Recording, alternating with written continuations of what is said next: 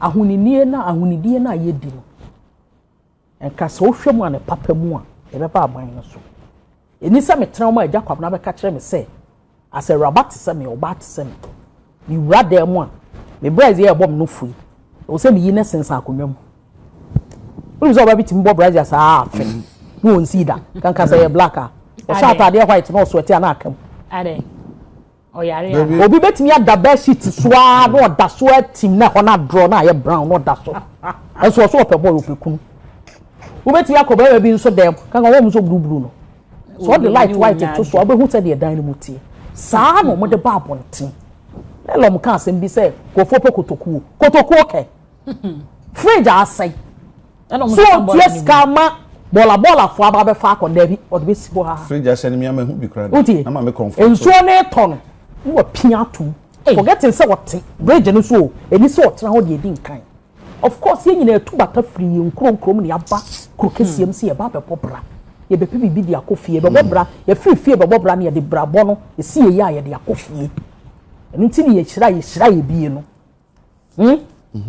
oba ye no sabi ye obi a ne benye ska to asase ya bi apetem ena nye obi anso ne benye ska current dan a obeka se bi a nya dan amakoma so pe na mom so kwa han dan no koto asase no koto fie na e wo so hunu sa ha ye siesi nsuo ni ti nsuo hu edene nsuo na ni edin mframa nsuo anwea wonu sa anwea timi fa nipa eja wo ya we anwea etimi fa nipa mframa betimi abu nsam so be dia tinya when you on a top speed from Accra to Kumasi you nsabra bonten so nsam amu a ye nim sa ne ma we nyina sleeper wo a du kwasi ada na ya gishu lelele ji kabansa ofo se ne betwa ni so ayiye kura de ne de aba tentembe na hye wo no de ne wa yi ase asunsu oto be pia fridge ato utie ensu oto a wo pia bola wu no de agum anwa akwa bi a minim de na ha na dwene minim se de na ote ensu ni si yechi wa foku be hu na wo se ko hwe agu gata ni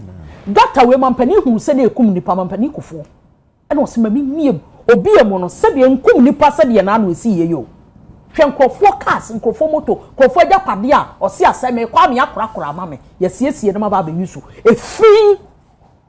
efi adasani aye ntino nipa na hwe na agya pade nipa ewu 30 say 32 and 35 38 and 34 no I think say 38 will be sir media black up no so nipa na ka so oboade am no so me boa ma me ba ko ne ma me enu nsuo de omoko ba ko di gina wo hu se nsuo de ni ni anom no ko tim onu nsu collapse no anom it is onu wa na ma me nsa because of rent no obi negligence nti obi akwere na ma me nsa Christian village he ya ba bia adwa bridge kese eho akola ba ko nsuo de ne papa ko de ni nua ba ko ye hu na busuafo na akra 7 years ogina just and life has come to a halt because of a fee.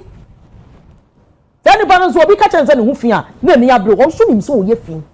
Walla, when him so to me, Walla, the any idea. Because a fin way there, but all said dying crowd Timor, and them won't ye who bedroom crowd. Ye peer coba, ye peer coban, and ye quit about them on castle and comfort cry and pradem. It's yenny ass nipper, a banner bag in a subu. Huh? But would you put us an Indian away? A buyer, a table time so. Say Bianca, you, but I near the sense so for a nipper. Now create videos ni be afterwards and call 6 months akola 2 months ha ye yi na ye de na fa so wonu so akola so na apagya ne bebe o ye fragile na moto betimi ate na so se betimi ate but nsuo ewudie ye sensuo ye sisi adan ye si baabi ukoka ye ti kroma na akwa bi so ye langard o sede kita moto ya breso so beka ya na mbofo ko na odi tuo ne nse kan chesi wo mo and I'm happy say elo mo abem no ka assembly na se me assembly ma pre o masam kan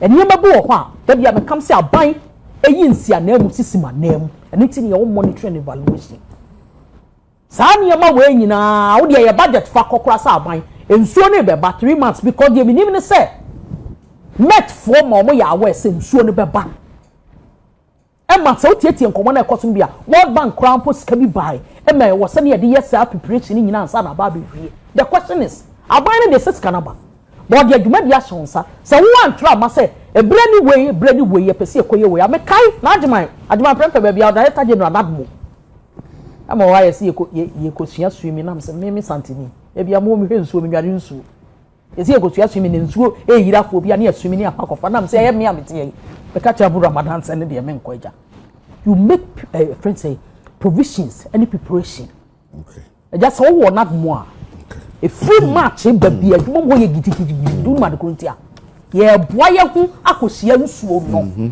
the question is abai boa ne ho oye na was it not enough anasa wa anya kra ye nsemfo ye bisa okay ye mo ye ni nsi na sebiota fracha men ka se mampani nko tiete atechem afia na wa mo to se Dr. Bawumia and the dress no de ko dem nim se na wo so che jam suit ye bi se mi yo se na wo so che straight dress no so che wo che dinner wear mi ho mo UTB e dey post here say Dr. Bawumia dress ko de ko ground so na nye na mi nim se na wo so che bikini se na wo so che swimsuit no de ko ground so wa mi nim na se ni pe o kan se ni pe yi ha na me ka se na mba oni aye me ya se wo tie mampani wo wiem mo agi shirt o hwe ne emati wo hwe fom sase asai na efia obi nko da se ni nam fom wo si wa hwe bikini sase enya walenti wa hwe straight dress and say night gown ava for your assessment nti no bo for ja walenti busra wa na 38 yes ya papa MPP for we do not hate ene elom nyabotre na nipa adwene nye na obi o so obi sua nyansa nye kasapa enye kasa ye kan national TV dabi enye say obi a wanya na be say don't misinterpret obi a wanya na be say be support clean up no I will not allow that now see reset na ya kasi ya ko reset obi a get say na say I will not allow that enye say ya sure as the issue shouldn't be no correction so far that one one say it's not about correction queen yeah proper mem me buy say ma condemn ye ni ankasa team asa na me ba aban no so na yeah proper mem opem name constituency am wom sese and opem nyina be for prayer ni akwa akopra because ye ye den emi ye nyina that mass yes ma ye nyina obi adu no hold way but ye we that ba accountability so needs reset na say ye didi nipa na tell you because obi adwene nya obi adu wa boda did I mention that are you not all right I can't say I didn't say that reset nipa na so you have a problem with you have to do that no do you have a problem no how can you say that I'm like your leadership let me maintain again I'm maintaining say your leadership as an say you reset adwene nya that's what I said I said need resetting man cancer let them go Makati Queen yeah be pra ochina ene memenda na I say sa pra ho asem we anka babia anka sese ye kan ho asem aye twemametwe ansa ne aye esan se nwira no gu a umpo ya de gu oma enti wona nka ebra nka ese nyina yenya ahofama bi se ye betumi ade ehwaje mu bi ne ya akwakokoye dia be no national disaster ena enso na ato akwa awie ese ne nwira na ewu no so e poso yare wa hodo bebre e betumi de aba enti ochira ne ye mama be 4-5 minutes bi na enti ho na fe yen konsampo for so topics be 5-3 crowd discuss eja kwabra yes 4-5 minutes dan cancel me ba fanisa because enwira ne ye receipt exactly of flood no from 29 for flood in by ABC ene date ene 9 na on Ghana Accra the capital city intimate Sabola simply because assemblies are dead they are under resourced or need logistics. And it is because of Ghana deliberately, the sanitation, no, they are private individuals. So state Ghana, you need dam fill site. Dam fill site, you wo, a pondiano, and Ghana there. Oti landfills, the Ashanti region, Abokobi there, and Kafua they will keep close. Inti yesisa bola ha ye de ko winiba we are see me tialajo the impression is created this morning is alajo for a generative fino if you baby never that is not correct na they are not correct na but eja kamna gata na da e hanomo no woni me source daga na nsha se walajo dabi ukwa masama obehu gata no gata da hoko chado nyaza gata we da ofa no fa labo ni nyina ko president Kufo be ye gata no fee ai cap price ekosi DH1 echi ho no successive government any 1 kilometer mpo eka ho yeah from 1960 our graphic report is saying Suya Fagana Accra ebesi ne 66 years on ya term perennial flooding meboa ade ne be perennial are we thinkers ne say aka ho yeah ene ye netie ye ne ye ton wetlands meboa obi bia wasi dan si ensuo kwan so bia ya ton asase ama assembly aware dan bia ni Ghana ha na Accra ye si assembly so mu ni mu say ye si dan produce permit any nasifo obi a wasi nsuo dan si ensuo kwan so bia na assembly aware mabumani so nobody cares about it eja mini we say Ghana as a country 69 years on ye need evacuation centers ye need emergency response teams NADMO emergency response team does it look to you like NADMO is an emergency response team organization and parties is not party for they take you over without any training. And Jenifer tan confirm that also mo ka so nko suya swim or so nko the be intimi swimming part o na bote and there was some health issues. I've not said anything wrong. I've not said anything wrong. I'm just using this point to buttress something. Who said recently near see na Ghana fire service ni bi ekade and can only because only that training say well emergency response team eja kwama omo necessary mo yes adiwe from the marine unit of Ghana Police, yeah, Ghana Police Service, from the Air Force, the Navy, and what have you. We don't have. And to not money a party organizers only know how we are with us to manage disaster, how to manage flood.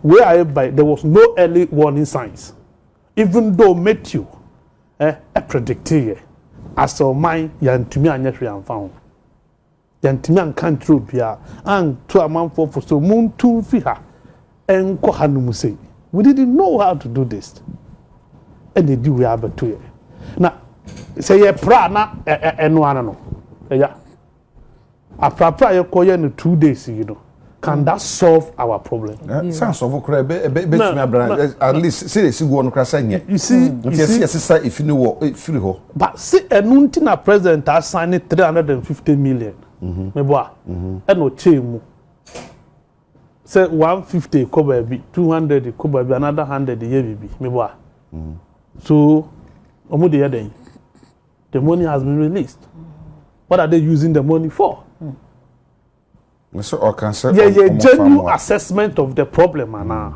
problem tree analysis that BBC share root cause drains ye nibi where there's a restaurant a high value restaurant in Accra Labonia a sigata so how yeah a sigata so and a sigata so obia ni mse hono mo ye gata o kwa American embassy na wo ram Labonia a whole South a restaurant a big gata sa gata ni balado ye ne ya permit ya me si restaurant assistant we know these things. Ghana was sika, you can do anything and everything. You pretend this is a problem now solved. There's nothing we are doing about it. Asika 49 since you. Yanko. Untimi nya ho hwe. Ye kan ya hia for de na ebebubu. Slums. Edimeno sa clean ye be koye clean ye wi ade na ebesi. Ball anu kura ye ntimi mfa nko ba bia. Why are we taking the ball? Then to Franco be saying. Na ena gu we ayakwa na ya sesa ni enya ba bia Franco. Na onoma ena manfo abo agu on. Na me say. Ade na agu on na mo kan eya manfo dan mu niema no mayi agu o sa no. Enye se wa generate eya nsuo ni fa no na niema na card asay no. Ena wa clear abetu kwan so. Ntimi sisan ye from 29 till today. we are unable to clear. That's what I'm telling you. And here you know kwa prano. And you bet me asesa. What's the Saudi kwa he? Baby I record the send here. And I make catch all I do almost somebody call Winniba. Kwa ya odie, we are the aka we have to use like sa your friend abobo ya afowi. And no mobile numbers na 12 muka. Obi nya obi twen sa ba mebe ya ama no. Why say? Aban no ayakwa manya atade asha no pa because me hono me anya for ye de born na do na di ntade asensen so. Why say? Eye na nka me ntade gu wardrobe man nka mafra mo be. But because me di advantage e wo mu sometimes di here bia no. So do ntade ne hange da. San na do aso e o dem wentini nsuo na nuru ba bia e wo no. Enu ntina manya bia. Asori be na akọ. Anything that many be problem abano ensuoni banaja and check obia party ID card and check obia party membership before ekura manfo efi yenyi politics edin film na ye misa ye won say 66 years ade no man Ghana ya ma flat etiti yen why edin a ni enjoy blame game no eja me say 18th April 1916 a Daily Graphic a report 2 year na ye Accra circle 66 years on circle flooded and then at Temu East Legon get flooded oko Jolu flooded abelen penya bi chadwa si chadwa manfo asikafo na trant also flooded here na one clan flooded apart from more people so go by we top one hilly areas but don't forget exercise you work from it will move you. Water can move anything. And team Aban said the about 350 million Ghana cedis and find a minority for say that Tony Jena should resign. Any home some disbursement of Sikano, a moon now finding as for the chance who say Sabri at the Aban emergency giddy intino I say to me maybe to mitigate the effects of they are abandoning in a for me 350 now me feel say we did not do any proper assessment of our situation. It's not 350 for me it can't even solve the problem. And any problem no have we quantified the problem? You have problem, you have solution. Emergency relief. Emergency. For what? Emergency we have a problem. We must tackle the root cause. But the emergency bar says emergency Aban and rescue bia. First aid and some hospital. Hospital bay. You find so be first aid bar bia na. Did you say any first aid team? Say what the can you know is about can you see and emergency response. So if you are the team and come with first aid for Uhubi. We didn't see anything. First aid, I'm not referring to medical first aid. What I'm saying is say if I say if you're son of me, yes, I can share see a 5 kilo. Obi kura chabo.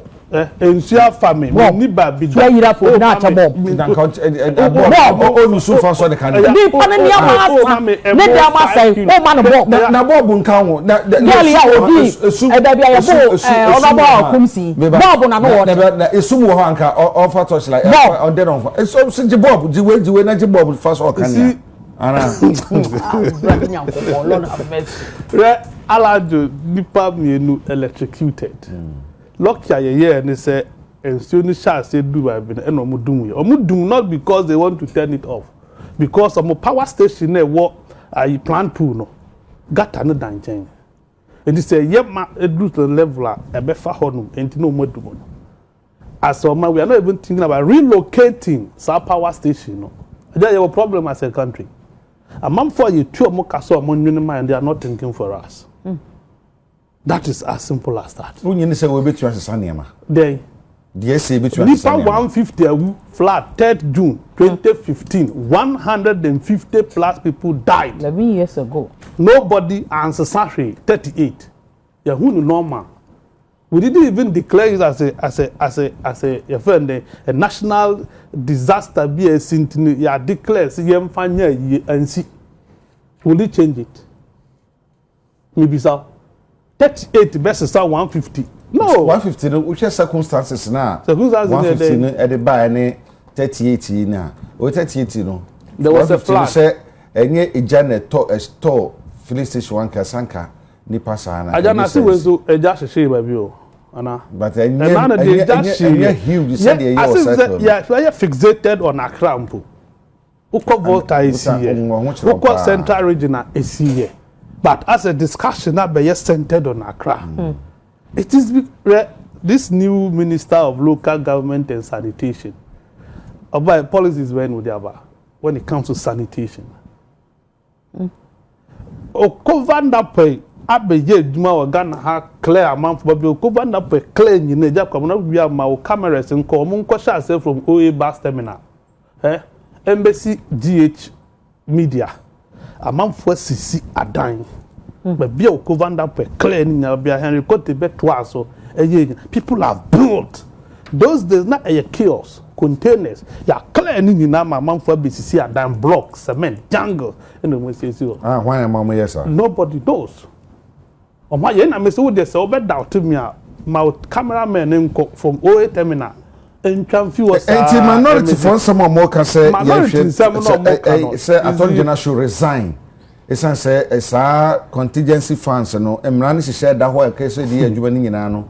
We bu na ne aguso na o ma ye enye breast sanke tumi for kwan bi so say ebra so say ye wa ho kire mu ye otibie mu emo ohyi mu etino ede na ebetumi na de ma manfo tumi aheha won yesa be na se nyina tumi ka bom so man na yetumi ekusa akono eja governor ma me Patricia J Apia J eshokim so ja mo use no to lead this crusade and call obatan there obenya ye mu hwehwe Dr. Mahmoud Ba me akocheche niema ewa emergency situation requires emergency decisions. Emergency mitigation enema. So DSC akoye template say see ana ya yisika say akoye. Also o ma garnish account. My kind story now. She's not been able to say categorically say sika na o ma release no. It was released from that fund. But an assumption is because there was a letter on 1st July in Intino, they might be speculative. Aban with sika. Now, you miss out. Yes. AG and a direct finance Bank of Ghana's own release this car. Is that proper governance? Can the Attorney General direct BOG to release funds? Ayabuami. I say it's not a proper thing. Minister of Finance and about directive for some of these things. Maybe our right to try to request, but I don't know. My kind enemy who yes, or see we violating laws in the Bible. We bomb na Bible. So we violate Article 1, Article 88, Article 125, Article 177, Article 178. Matthias here, yeah, as a member of Parliament, who is a leader in a minority. So if a minister violating Emra say, what do? You go to court. You don't need a press conference to tell him to resign. You have the opportunity. Parliament will oversight responsibility over executive. And he said, why use the parliamentary tools to invite him to Parliament to come and tell you why. Or yes, sir. If indeed why I'm share finance minister and Attorney General said money we are member church in Simo. And in who catch about first of all resigning there. Use the tools. So we use your no more channel who not satisfied that. You either go to court or you compel them, use the parliamentary mechanism to compel them to resign. But still coming to organize press conference and telling us, it portrays you as an insensitive person. Jenifer. Yeah. Next time I to Mampa America and I'm calling press conference in Munkrofi. Say or more resigning as well. Say I'm a Makati kind and they say I can say Umunya Butakakra na procedure some of us so they invite or more ban and as a phone and as a more politics with it. No politics. And I am public sentiment and so near 7 minutes. Obia, you're very sad about whatever went on 26th June. Unfortunately, it was my birth month in Sukra. It will forever live with us. They said 11 years ago, it's here. And I repeat it. The difference is that number of casualties no were formed 11 years ago, but that has not changed the fact say the needed attention that has to be given to certain things like in order to care near maybe say be any BC any say as of mine maybe something for kakra say parliament on what ya near parliamentary near. The question is a bra na someone is na de chen ya no we is can as an emergency e de koye ya na a question you bisa Aban we may have the numbers in parliament but enye bibia no betimi aye beyond parliamentary friends say proceedings yen ya etie nyina including Charles and CCC eni mu say bibia ya de fa oman ne ho. It should go to parliament before table for discussion. But what am I saying? Yes. It has parliamentary approval. Now you're discussing. So the question is, now what parliamentary approval? Yes. Did the government? But me need a tea for me. When I mean my answer because daily guide I report to say yes. And I mean my answer. For back me as to why the minority will come say will run and resign and I say man penny in unity. Me question me bisa no pay say na a call parliament I didn't see na yo uni yet to krom ha oyone bia ne wase oyone bi yanka bi nche mo man ne kokama na covid could you go be free ya raw ya so way me ba to me ba ya so way wa ma de 7 minutes utron krata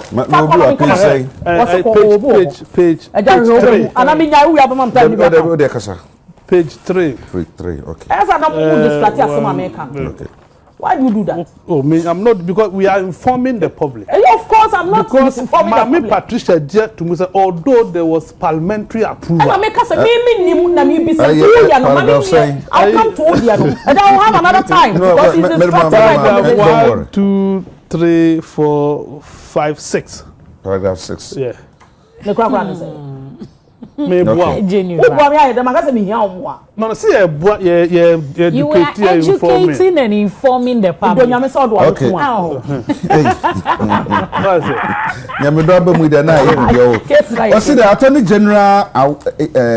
The Attorney General aware of published sub-sitting court processes directed the Central Bank of the Republic to proceed notwithstanding.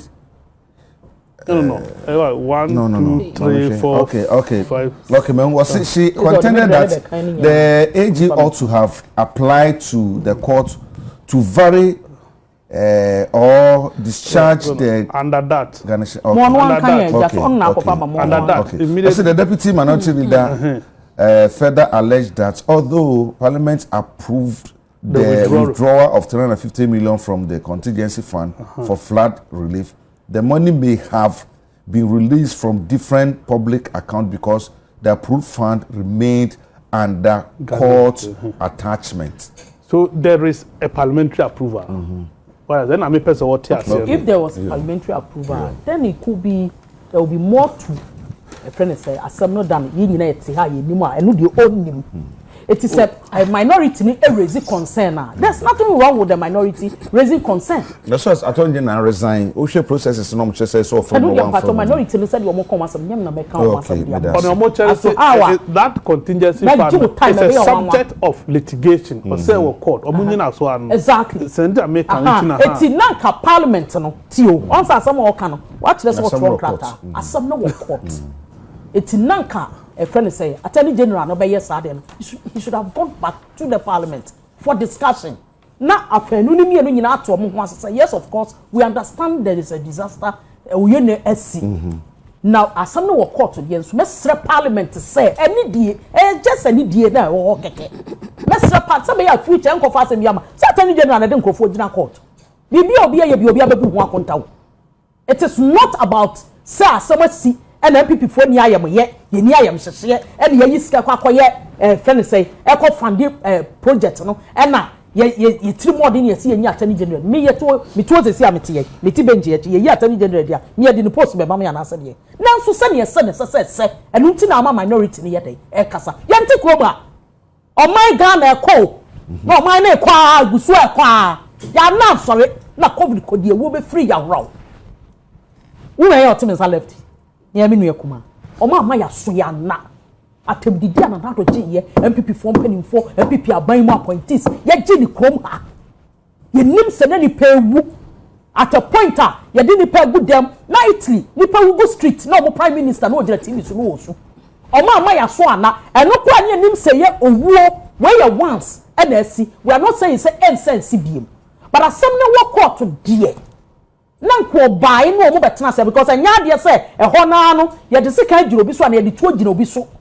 sa talk or say wo so mo yi sika na animu ya na mo ye den o mo de kokoye adwuma no they could have gone back to the parliament to have a discussion on it and ye nyina we believe and we understand ye nyina ye hu ye animu nsam say yo ye na aba and of course o mind ni sika say wo see de ye nhyehyeye ye de nto ya no kokora no nto ya da bako ya rather account for scandal 350 million na ye kwa use no and also another topic to be discussed ethical brand any ye metnase what the minority is saying is that it is the respect on the parliamentarians say o man farmer metu ye ni masam no kwa wo court ye ni asam ni wie that is the whole case and only idea you discussing Charles as to however you understand the whole thing and I say your perception about it is your business. We have opinions in Ghana here. Anything in your party democracy no. What you say? It is said your mandate here. This is a reported. This is asoma me no count it. Paper no be the one by former national. Asoma me no count it. Former national chairman people on the trust story no. And you are on the trust story no. And it is only this paper and a report here. So what I'm saying is that asoma no court. Yet koma. And there na chance who thrown crata ni be. I don't know what you wrote about COVID. Me nim dia friends on my Ghana. NDC for mo ye. Nza woni mo nyafe. Nza so ma ga woni mo nyafe. Me nim adi o ma no my Ghana. Sama u kike u contradict o ho na. Me contradict me ho. Enti u wi. That's how you understand it. And I mean nka so obi upstairs nya adwuma. Me contradict me ho. But what I'm saying is that sabran ko na ni pay wu no. Ni e ma ni pa ya aware. The question is ade we ba be si no. Ye bo Ghana for kokoko. Ye bo Ghana for amane. To say. Met nti say ya o de buy say. And you may bet me a sini, and so this year, baby, a bay from so. And now we're serious, and who say, I think that was Wednesday, no, Thursday, Nanado, and Interior Ministry, send a message by say, in so better 4 a.m. to 7 a.m., which is about 40% low, but flooded areas. Who do you blame when it comes to say information about contempt? I am blaming those who are in charge. Okay. So, my preparation, so budget needed, all these discussions in Yanka, Emma Attorney General, Enko Yiska, Wabra Parliament, approve. So ma approve as some no court. You don't do things your way, your own way. It's not done like that. And your mind Ghana ni yebu. All right. And you be a bona fide property. No, I can say me busu yakonya. Me pa me see the trust and pa me done no. And the fact that a paper has reported that you approve it, but once it is as some no court untino, and no the any sana nkomo ba be kan ho asem. That is why we have a problem. We don't have a problem with disaster destiny ye discuss here the kwakwe or manfo. Hwe obi a lose ne ma.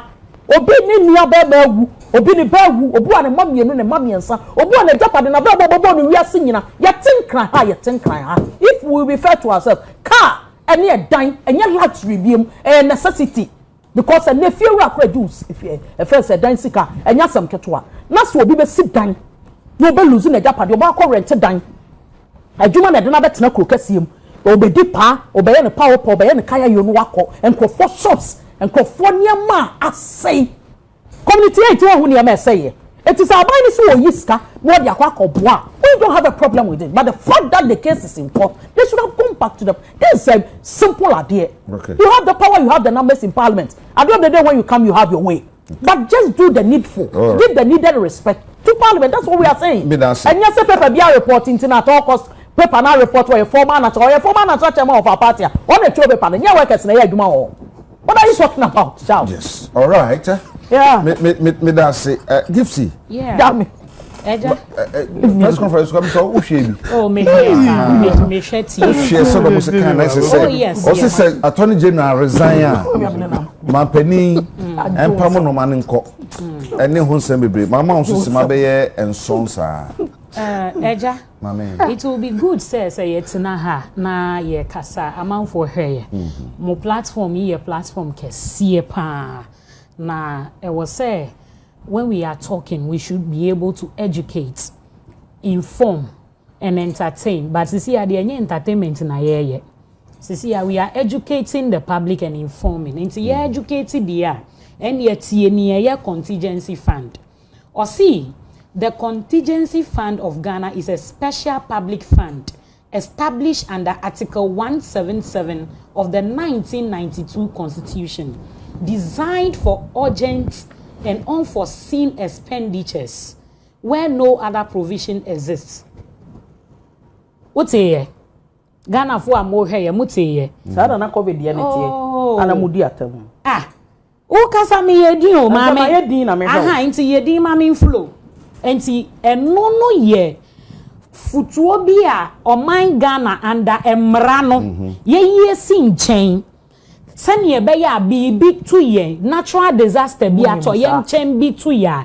Sike ni ho ye di yen sabe kwa akobbo mu sisi ya se ye kofa de aye anaye mbebisa queen se mo ko no sika modi tu ho no mo fa bi mbra na ye mfa nye den ye mfa nkwa di se eduma no na emmo ye sa contingency fund yi na ye di yen sabe ye den ebebo mu di aye edi aye ahwe omo a nsuo no affect omo no enti edi important pa na queen ti he your person o kire oni maami ne kra ye friend say Mami Patricia d3gy. Mama Patricia d3gy. She's one of the few people in NPP I respect a lot.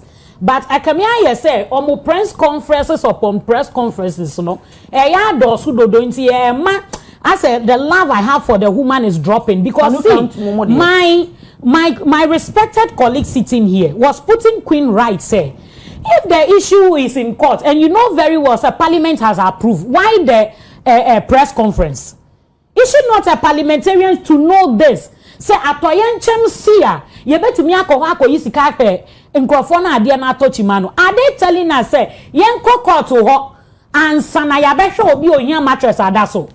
Na emran so se emran so timi mbomre ngu kase bi emran ho so be tia emran na there be yen tie emran. The law is the law in the voice of Justice Tokuno.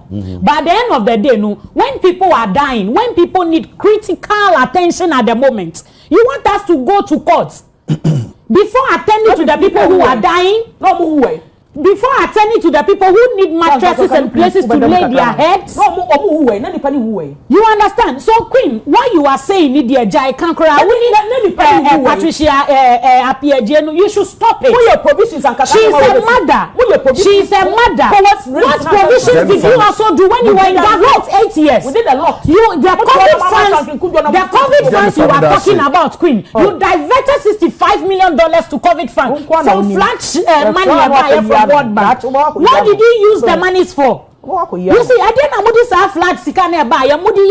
Why you know the same people who told us here in Ghana say you are turning Greater Accra to the cleanest city? What did you do about it? We are still here at a table discussing flood issues. 8 years. You see,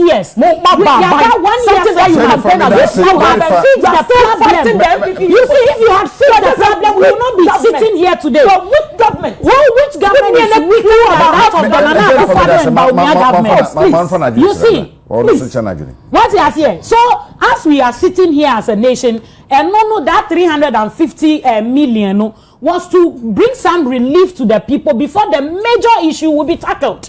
And the major issue that will be tackled, no, say His Excellency the President of the Republic, His Excellency John Dramani Mahama, Brigadier General Foster Okai Yeboah, say on na be a problem ni free and kasano ye ni source no na yenye den yen tu ase flood issue no yen to me solving ni nyina but you know that we need to make sure say owo ni ediba ni amanfo ni ama na ss no ye hu be a problem ni free na ya den ya solve eni enra akro ye enra ya ena joma ama ni omu nyina akotena ase president share say omo betumi ayeden e measures poten na ye be yes na ye be ya ye betu sa de we ya se na ye be ya in no say nya yo ye be kura wie mu nye se na ye be ya in few months to come insuo ne to bebre sa ye be ya ne den but ye kan we nyina no na ye kan sisu dua say yan sisa ye suba stimamufu a sa de we ye di sika be hye mu de bia still will come to square zero. What he has here. So the issue of Madam Patricia Pierre, I don't see the reason for that press conference. I don't see the reason she as a parliamentarian what's in a parliament she will pretend as if she doesn't know. Whilst there have been approval from parliament, like my respectable man said here, if she doesn't understand anything, she should go back to the court. The monies were used to support Ghanaians who were affected by the flood. They support South Africans. Ghana for the support them, but the right thing must be done. More power, more power. More opposition. Let's deal with the government. Power has changed. Ghana for some kind of the we will, if when accountability steps in, we will reply to your opposition party. It's not an embarrassment on your part as a government. Please. Queen, when accountability steps in, we will refer to the mess you created. You continue to blame game. It's not the best.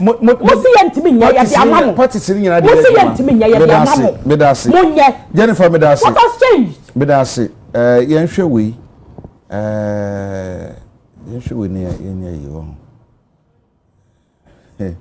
Makati.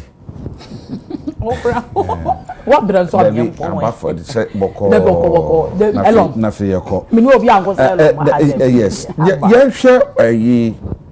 A road minister. Nasmo aka say, "What be delay biano? You better terminate your contract. I have a problem."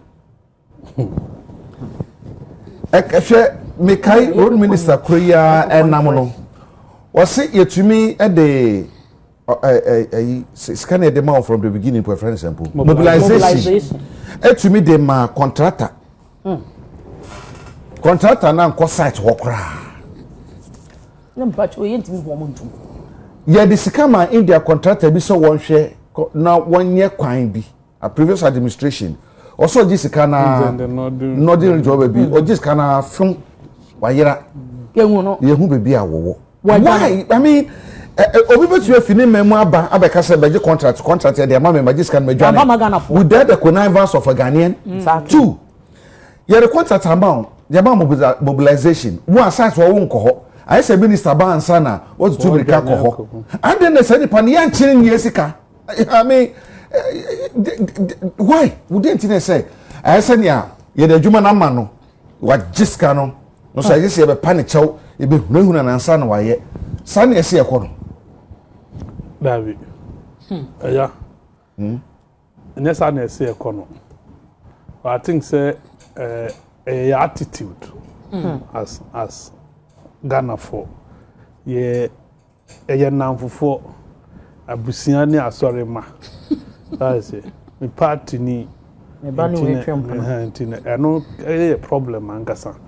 A politician not abombodia to chayemu into these groupings into ye although minister governs Agodaye will be a me respect na banner no forthrightness say or be pushy for bibia but on this subject ejagabra me we issue because osha ase koto no you see who could draw on ma na nipa na violate the contract terms are what do? You terminate it. Exactly. There's no point warning him, giving them second chances. Now, have you taken into consideration, say, be a terminating so ABS carry ne GMuno, a bit me a tin so man beji. I bet me, I perceive a Jew be a sika of my way bet magic. Quite a fast dear here for Sikano. Scour here for, and just suddenly a fast to know a sika for no. So we will hear in some to a Ghana ha, quite am running with him, who was scared, yes, and I'm running with him. So we need a buying annual contract. A buying see me perceive a year coin. Wasn't made to me a year. And you did quite now. In this case, cry under single sourcing. Me what? So sourcing. And you dear mamma. There was no competitive bidding because you perceive a human cost intent. Just an my say. Near the human show on sa. Not minister back inspection. Now won't mean what he was expected to. Won't mean for me. The ultimate decision was. What the energy, but be away Bruno and one for your mama. No be able for people who are competent, who can do the job with the speed that you pay. Asa, And it's for me going to meet there with television cameras and telling the country, me banawanya, it is neither here nor there. What we want to see, what we want to see is that ya kwani Aban abomodne mo kra mo de mo see obi bia wa raise na you know within 90 certificate within 90 days mo tua mo ni obi aka se Aban ye na fa mu dia ade na mo ntimi share contractors no e mo nya omo dia. If government has done its part, ade na mo ntimi share contractor e de nko a what is there arrangement be na mo ni contractors no wo entia wanye mpo abeba be man warning instead of say obe terminate. Now warning clauses wo mu ana almost sign contract where the warning clauses say one to me and beba man warning and termination clauses say one to me and deliver you it stands terminated and you say what kono one to me and for me a termination that way a best serve as deterrent to other contractors ya mo maduma or more dilly-dally with the job. So ye ma waduma o meya ntem. But the first say be obi akwo obi na obi ni mo obi nti na ye nyama woni nyama me mo. Secondly, kwan ye di ma contractor baako. Kwan be 10 20 kilometers 15 dey ma one single contractor. For me I don't support it. Ye ntichim. Oh, you send a bit my end them. And if oh, yet 2 kilometers. Jenifer, yet 2, where yet 2, yet 2. Yeah, my time. So you can measure efficiency. But who jama one contractor? Or to me block kwano. And ye sa kumasi kwan we ama samans one kwan we one contractor ne gusu no huni oye. Insu to asem. Oko fatema motorway sa na block no tumi kwa you can't do the road say we are nkakanga we dey block no nyina because dey man nipa ba kope e no mo no nam so ade cha no mo so machines no like this if you so mo ye bibia performative nothing zero yes sa adwen no ye ntichem ya ma o kwan kura ye 5 kilometers 2 kilometers je na ye no bia nya ne nka ntime nya ne ntem ba we ni say ya sa minister betu a chingana ha asan akwa koshi omo you see we are spending the same money sikana ye see ni bi no wa pe sikana mani pani na sign contract you still have to go and monitor abra ye wo consultants any na civil nyina say monitoring na ye ntange no so na ntina edu ba bia na ekwan no mo na dwumpori bia na nsape na etutu nti say minister nkasa na ne ko hu a un say no so betumi aboa ma contract na say minister be dey say me ye no said yes me na eche anything me born na bas me sha me ka say o ye bibia e bin si da say when say minister o ye pisa but eja ye mo contract thickness ka ho ana the thickness of sa bitumen ni gravel so no ye di ka ho yeah gates ka ho ye kon ye hu say ye measure the result go with technical men yes or your engineer construction engineer he has a background but with your bare eyes no you must go and test it is the no aduma ye dia ma ono the thickness na drew thickness no and I sign contract at the thickness in ga ho let's try to ni ma ye digu so no what is it it ye megina o enhwe nipa ni mu nkasa we want to see it happening me hwe Nigerian governor bia wo ma kwan okwa oni engineers na eko they test everything. They say, "Hey, be a no technical know-how no." By emphasis, minister will be an all concern. Anya Shekrono or the team na eko. And American, but see videos are here who I have not seen them test anything. There's a thickness. Yeah, measure thickness to me measure. Na be no be a say test here wait me test. Obetimi. Obetimi because so kana atutu oya kana atutu say wa fa peki kwan so a kwan smooth road ba na atutu tutu say na bi kwan ye ne ncheye ne ni kwan say tutu sa. So for me, this is the consent. The minister governs Agoda. You must govern the contractors by sacking them, terminating the appointment, and giving it to willing people to do. The first thing I see, the Magana Niamana now, you're gonna know to me, nya. Obiani misi oyegana ni wa management went me and never more who will bet me. What we need are roads that we can move on. me da say utie some no mo kana sa kwan yi no 53.35 kilometers have to Hohoi road. Can you imagine? Na wa ma mu 2 months ultimatum say omo hwe se kwan no e be do 20% within 2 months. Nti bisa say ebrebe na de ma oni brebe na ya be bedru mu. Na 2 months from the ma no omo betumi aye se de se ye no na ye hwe se aye se de obia e de dwuma ma obia onipa no pace open no be ye no. Untimi nka hwe so de ntinense say ye ma say eye akwanya e papa Ghana ha ye nim nyina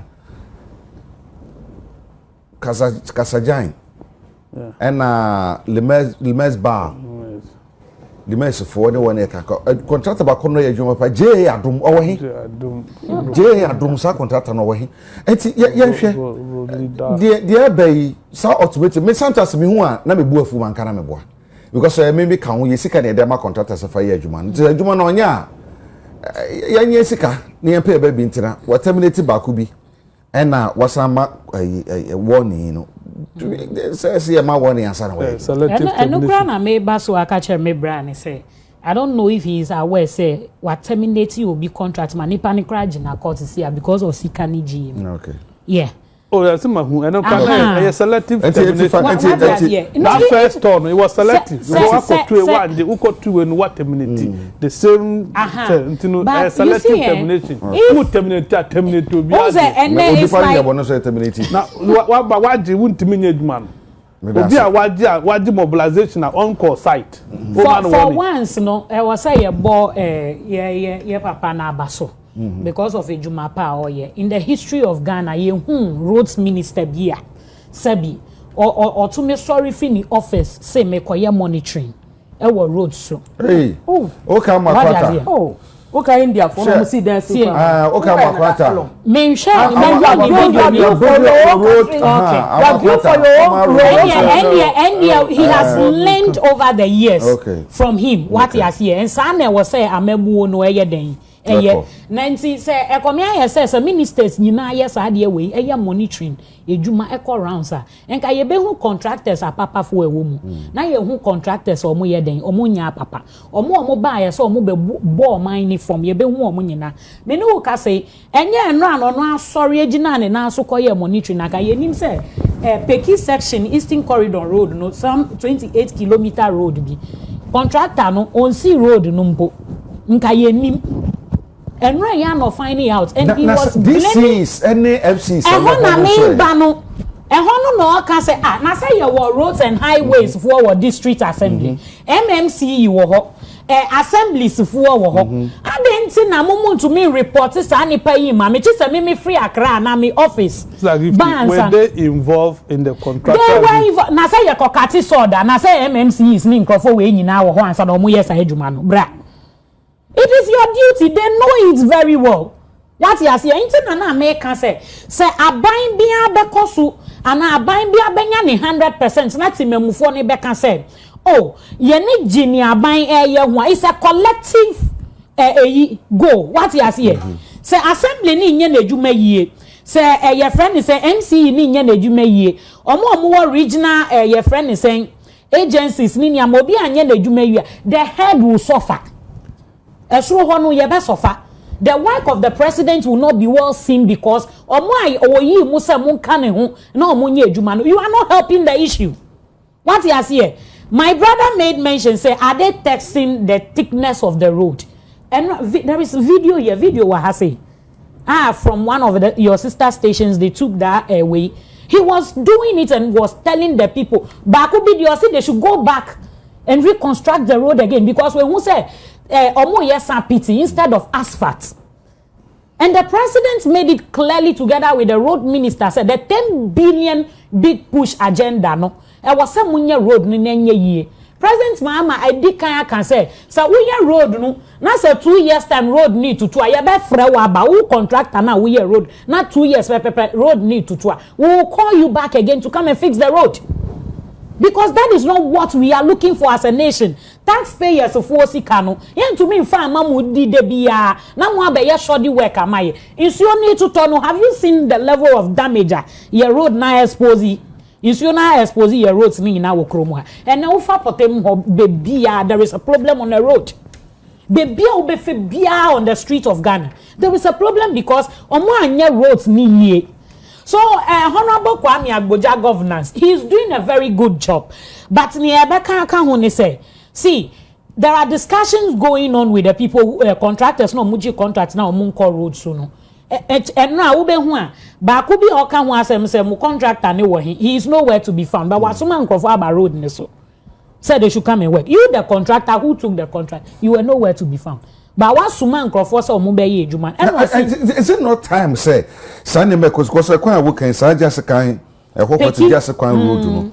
O share baby because between hohoi any central coffee ehho na kwan no yes problem no wo pa ehho so no mo ye ejuma no ehho no kilometers sen ko a aye be kata 38 kilometers no brand so say to sanko coffee and what be asa enye tintin bia yes it dey tina esese tina say me sometimes I na me person make asa because me who say na obo apayo you say obi aye do pe bia yemma mra bi nya djuma yemma mra bi nya djuma so we contract one discount say betua na so betua jelo 30 years 40 years moi ebe buapa eno na ye can say eno he made a submission or can say then you see before ye beba out say abegu contract be any mass ya na ansa na ye be terminate the contract no na ye ni na kasa we chire sa so it doesn't start in a day say we ye terminating the contract any pana ya de no continuously maba or once I didn't see any work maba hot twice me hu ni awo ye we ama obi right ye chire per contract yi so aye den agi aye adwuma no. You see, so what we will add to it is say the minister is doing so well. The monitoring, he is doing it so well. He is checking the thickness of the road. He is checking near what say ye taxpayer sikani ye na be boy for 10 years, 20 years plan B. E wo kromo or ye nyina but nipa no ejuma na wodi amano so one road no looking at the time frame wodi amana yes re monchi ninji yesika mfama ye na maame no oton tomatoes wo dwomu no yete ne tikit de bia 22 cedis ye ni niam enne abo ano sa na enne ye de yes ejuma no so she want to see results and seeing the results ni sa nipa no ye de sika ne ma no no to me nye ejuma na ye nchi no na tomato seller na okọ market yete ne ticket eje ne tax 2 cd no oh say yes my money is going in the right direction, is bringing some kind of development to me and comfortability at the mama as team money. Okay, Jenifer, Sarah kwan hu nsami you are makwata otumi action pa ani okugina kwan so a yes or yeah action pa ama contractors no say I say contractors is taking the whole country for granted I say wo mu yen bi sa I say wo bu yen pa say your man a yetumi so shwemu sabe mo fa ncheme shwemu emia pa ma onipa kamu a yes yetumi so shwemu emia ma onipa no ekamu a san come to me eni ho agrosa o mu ne ho fe sa esa se ba kwen a onunya fa boja kan no wo hwe enipa da wani mo no mo ye wo hwe omani mo amunya Ghana fo mo ye China fo ba company ni din so aye Ghana company din ento nyi ni say o mo keka no mo ahuso ye ni se enti e de epebi ebetra ye obi anya foko enti na edidi mu abedu bebia ye we ye anya focus nso ye fa ni pe kum nipa Abuja na ye Rose minister yes nse me betena ba bia meti ya bona ba so se wa ye adi bia me akasa ye me fe kire se o ka kire obi a MPP era na wo ye kwan contractor bia wo ya kwan contractor na wo ye se on pacho tiyo so on de mo no kokoye wadwuma na beji usika we issue certificate and wa beji usika nyeza no ka yeah nti se ka we de na ka ya papa ana se enkofo exhaust o musika tio kofo exhaust o musika kodu e bi so munye sika na o makoto adwuma no so go ze wo wi ana wo beji usika yeah enye matter of say why ye no wa raise certificate wa ko sika ni bi o ya ma mobilization but so ye dru ba bi o raise certificate yama ye twa bi ama ona ya ka no wo wi a wa beji usika anya sa wo si wi adwuma na bra beji usika so wo ba bi ameti sese ya me no ka se yegu me kwan so fresh ku kwan no so to the quote time na no ye obae no wanye utie wanye wagu so na o ka kwan se de ye no alaji bi nim said ye oye na adwuma oye clean job latrite here de fele kwan onza anwa kokko na ye latrite omudi nka de asa abo mu ne be fele kwan no se kwan ye damaged pa omudi fele kwan no ansa na omudi latrite na begu so minim kura latrite cars na ba kwan no so more than 5 times filling a kwan no ensuo kakraka eto ye nyina ansa no odi bitumi ne chippings ni begu so a kwan na ye roadi na bia ni kwetutu eja wutie ntie pa na bia ni kwetutu na wo ya odi latrite ni begu so no okofa engineers ne sa road foi me ma hu minister na wo de e de omo pa ma omo be hwe tiwo e ma omo be hwe omo ba na enade ni bi kron say bi wo ho aye kwan na so omo ti community na nebu a light post ni sisi kwan ye nye demarcations ni ntino demarcation of roads e wo mantam ho ni nti hu say post ni sisi kwan it I think for some time omo ba na post no be inspection no na post ni bi electric post no e bi wo kwan mo ka chen so woni sa no be gu bitumi ni kra wa ye de wo go trust me oyi free ho enu gu kwan no unim time o ye wa anya ne time onipa na nam ho a light abeti abekum obi o nsa ne adakora asa ho machi o sa na adwo e na obeye wa ye kwan na kama na nim how many times ogu kwan no so I think so ogu so am say 4 times kora they say ogu first 2 ogu first one no ogu kora na nsu oto eja wo bi da na nsu oto yeah but ogu ama nsu no toy e kwan ne settle ye me mebo na adwuma o ya abaso me ka contractors e settle ye e kwan na erodi chippings na wo am free so bitumi na ampepa e da hwa ma ne settle ye no wasan de second one abegu so e na ano na wotwe etwa mu se sa aka be mi no de ba begu so na se kwan na waye de wi na waye kwan ne sad that won say de ma kwan de me hu say mani road ni say won say so mo ye won so mo timi say na bossa nti nsuo no ba na age egu gatas na ne gatas ni nyina so mo soso mo ye na ni pagina mu no mo pra gata ni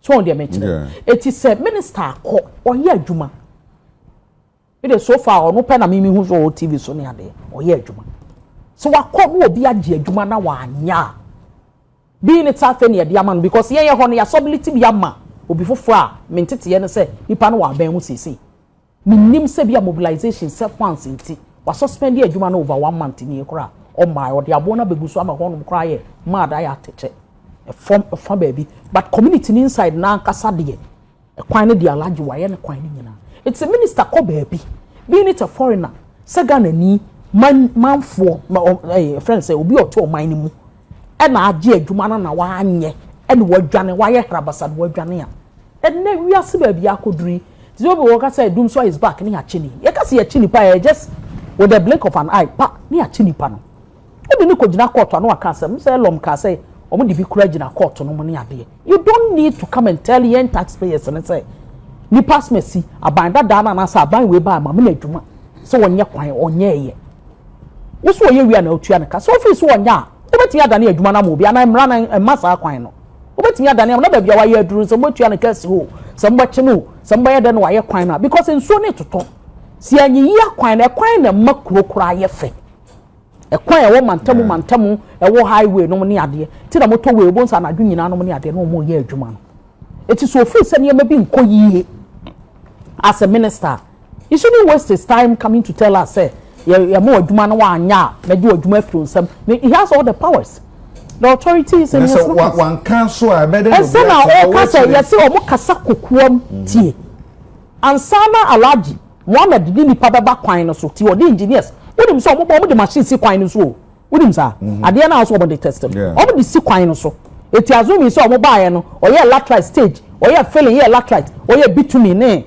chippings road ye guso no e na na enya o mo ba se ko ntimi fa bitumi ne kura ma meguso ana ntima me kire na se eti ansana minister na say bi obi be pa bontena ba be kasa no ebi na me ka monitoring evaluation ono ankasa pa adwuma na to no so because obi o no so minister and na na bi kura the person may not be doing it or a job to ono atu anamon o kire mampani say adwuma na ade ma me ye no bi so aha what you say it is all court na nipa no nya ansa na obeba wo kwan so ti o mi mo bi a wo ye electricity poles a wo ye friend say wo ye nkane asama nkrofo a se bibibi nti ene ma bi a wo so ohia no de koye adwuma na delay kakra MC no report no ene ma ne ye ready koye na adwuma but what dey me kire na say enti ansa na ye be kochi obi in open no na say be a discussion has gone on behind the scenes.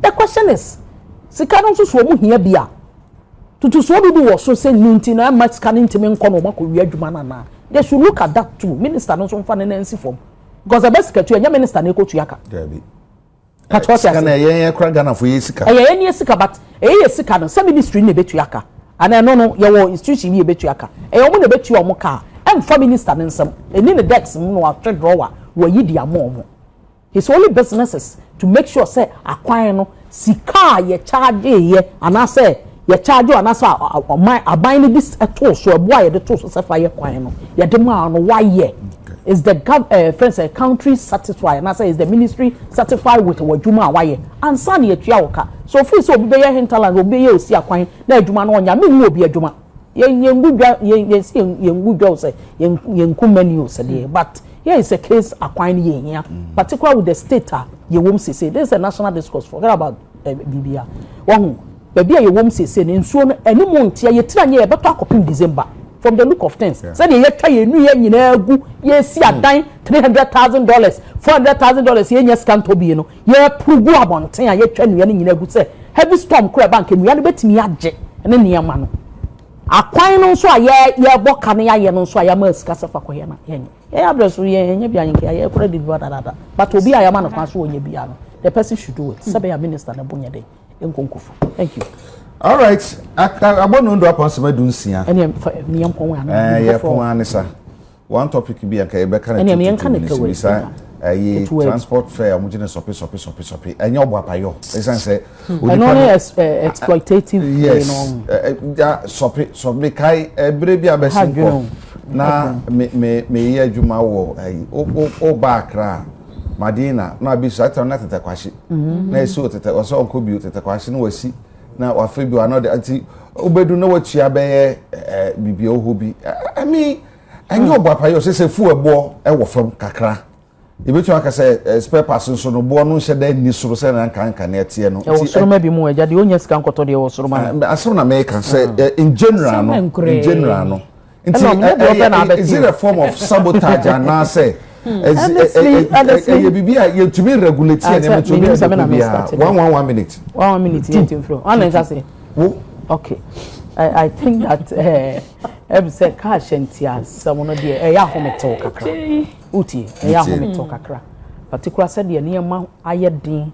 kakra wo wiase ni o my Ghana yewum sese no em say ka enhye ne say ka ekoba se ka yen fuel sam na kofuma komo so behwe ho e de ho dwuma omo nyina omo ye campaign no nti we na omo ye campaign ma MPP amanyoko no be NDC amanyoko no e be di aba MPP akoto opposition no ade amo ye no mo de ebo ma ban na baso ana asa mo de gu nanim ase because ye nim driver for associations omo ye demonstrations mo ha that could be a point na taxi drivers gina bonten Profo bi gina bonten demonstrations aban na tofu amu e na omo ho kire omo e na say nti omo de e beto tia omo e ba kubo kasa kura na ma nti na sane nya sam ketoa e say wa ban aba so ti aba papa ba ti ade na wo ye bibi na ogu aban na nim ase they should put oman for no into a little bit of consideration na omo nya adjustment na omo hwe ho bibi na omo nka maka one that's yeah I mean please as